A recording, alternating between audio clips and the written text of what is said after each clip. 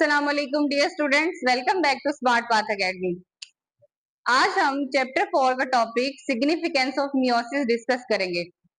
Previous lecture में हमने meiosis को देखा, उसके डिफरेंट फेजेस देखी, सब डिविजन्स देखी। मियोसिस जो है, मियोसिस 1 में prophase, metaphase, anaphase, telophase and फिर मियोसिस 2 में प्रोफेज 2, मेटाफेज 2, एनाफेज 2, टीलोफेज 2 को स्टडी किया।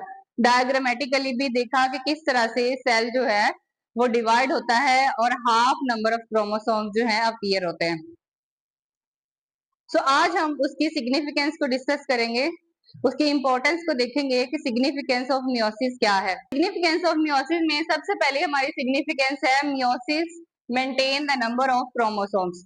मियोसिस जो है किस तरह से नंबर ऑफ क्रोमोसोम्स को पूरे के पूरे डॉटर सेल्स में मेंटेन करता है। किस तरह से नंबर ऑफ क्रोमोसोम जो है वो हाफ होते हैं लेकिन क्रोमोसोम के अंदर इजीली डिस्ट्रीब्यूट हो जाते हैं, और किस तरह से इक्वली किस तरह से डिस्ट्रीब्यूट होते हैं। एनिमल सेल की अगर हम बात करें तो स्पेशल टाइप ऑफ सेल्स जो हैं वो मियोसिस में जाते हैं और डॉटर सेल्स बनाते हैं, और वो जो डॉटर सेल्स हैं उनमें नंबर ऑफ क्रोमोसोम जो है वो हाफ हो चुका होता है।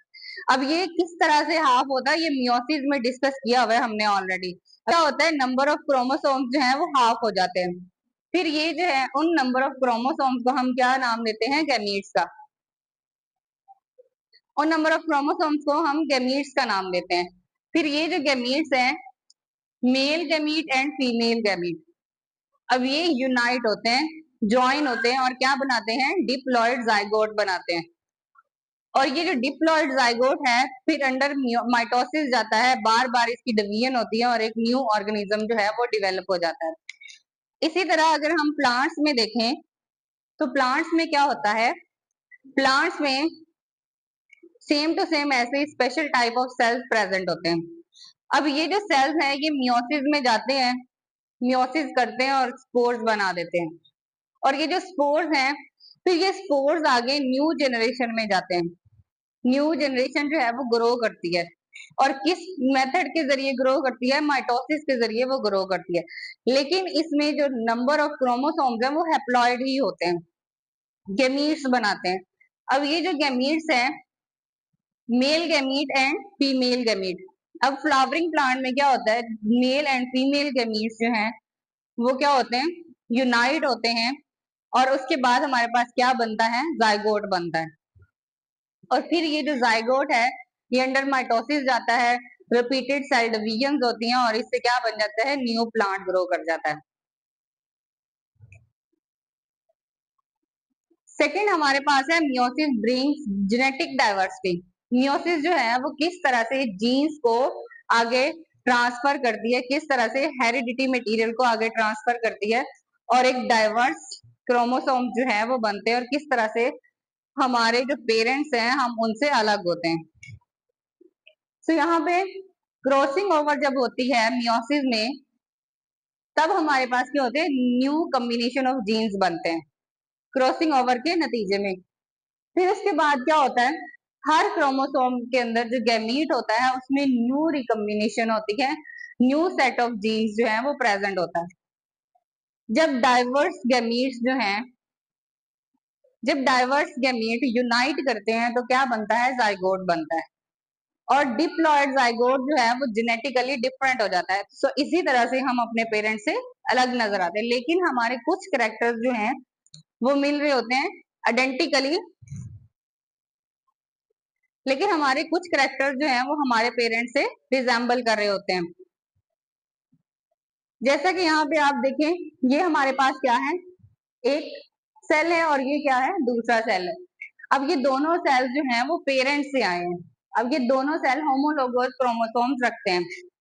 अब इसमें क्या हुआ, यहाँ पे साइनेप्सिस हुई, क्रॉसिंग ओवर हुई, जिसके नतीजे में मतलब पूरे का पूरा मियोसिस प्रोसेस हुआ, मियोसिस हुई यहाँ पे, जिसके नतीजे में हमारे पास ये गैमीट्स बने, और ये जो है हैप्लॉइड गैमीट्स बने। हैप्लॉइड गैमीट्स में क्या हुआ कि क्रोमोसोम्स के जो जीन्स एक्सप्रेशन है वो चेंज हो गए। फिर उसके बाद जब ये गैमीट्स जो हैं वो यूनाइट हुए और जाइगोट बना, अब इसमें डाइवर्सिटी ऑफ जीन्स प्रेजेंट है। यहाँ पे देखिए पेरेंट में और डॉटर सेल में, मीन्स जायगोट में जो है वो डाइवर्सिटी दोनों क्रोमोसोम्स में प्रेजेंट है, लेकिन इनकी तादाद जो है वो सेम है। सो ये हमारे पास है मियोसिस किस तरह से अपने क्रोमोसोम्स को मेंटेन करता है। और इसी तरह से पॉपुलेशन जो है वो एक दूसरे से डिफरेंट होती है। बहुत सारी पॉपुलेशन ग्रो कर जाती है, लेकिन वो जेनेटिकली एक दूसरे से डिफरेंट होती है, उनमें जीन्स एक्सप्रेशन जो है वो एक दूसरे से डिफरेंट होते हैं। फिर उसके बाद नेक्स्ट हमारे पास है कि मियोसिस जो है, जैसे मियोसिस जो है वो क्रोमोसोम को मेंटेन करती है या इसके अलावा जीन्स की डाइवर्सिटी लेकर आती है, तो उसमें कुछ एरर्स भी प्रेजेंट होते हैं। अब वो एरर्स कौन कौन से हैं? अब उन एरर्स में क्या होता है कि जब हमारे पास साइनेप्सिस होती है, क्रॉसिंग ओवर हो रही होती है, तो वो जीन एक्सप्रेशन जब चेंज होते हैं तो नंबर ऑफ क्रोमोसोम जो है वो अनइक्वल हो जाते हैं, जिसके नतीजे में हमारे पास क्या बन जाता है, कभी कभार नॉन डिस्ट्रक्शन जो है वो अक्कर होती है। कैसे? जब मियोसिस 1 होती है तो क्रोमोसोम सेपरेट होते हैं, और जब मियोसिस 2 होती है तो सिस्टर क्रोमेटिड्स जो है वो सेपरेट होते हैं। और ये जो है ये क्या कहलाता है? प्रोसेस डिसजंक्शन कहलाता है।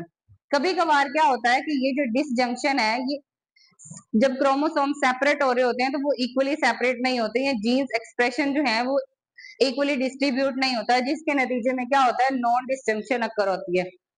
अब इसमें जो गैमीट्स बनते हैं, और वो जो गैमीट्स हैं उनमें जो क्रोमोसोम्स हैं वो मोर और लेस नंबर ऑफ क्रोमोसोम्स आ जाते हैं, जिसके नतीजे में जब जायगोट बनता है तो उसमें ऑफस्प्रिंग जो है वो जेनेटिकल डिजीज सफर करता है, जिसको हम क्या कहते हैं? ये जेनेटिकल डिजीज है।